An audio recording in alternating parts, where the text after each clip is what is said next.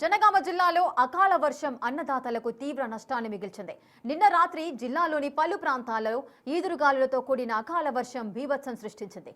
ప్రధానంగా జనగామ, బచ్చన్నపేట, నర్మెట, లింగాలగనపురం, రఘునాథపల్లి తదితర మండలాల్లో కురిసిన భారీ వర్షానికి వరి, మామిడి, మొక్కజొన్న పంటలు తీవ్రంగా దెబ్బతిన్నాయి.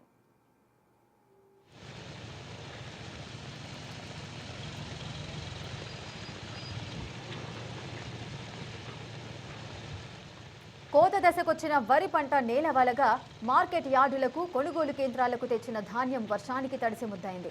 డ్రైనేజీలు పొంగిపొల్లడంతో ఐలమ్మగడ్డ, మార్కెట్ ప్రాంతాల్లో నిల్వ ఉంచిన ధాన్యం వరద ప్రవాహానికి కొట్టుకుపోయింది. మిగిలిన కొద్దిపాటి ధాన్యాన్ని రైతులు ఆందోళనతో ఆరబెట్టుకుంటున్నారు. ఆరుకాలం కష్టపడి పండించిన పంట కళ్ల ముందే వర్షార్పణమవుతుంటే చూడలేకపోతున్నామని రైతులు కన్నీటి పర్యంతమవుతున్నారు.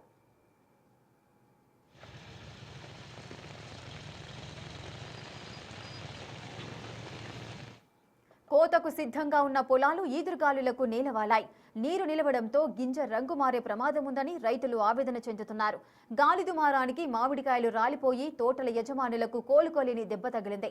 ఈదురుగాలుల ధాటికి మొక్కజొన్న తోటలు విరిగిపోయి రైతులకు అపార నష్టం వాటిల్లింది.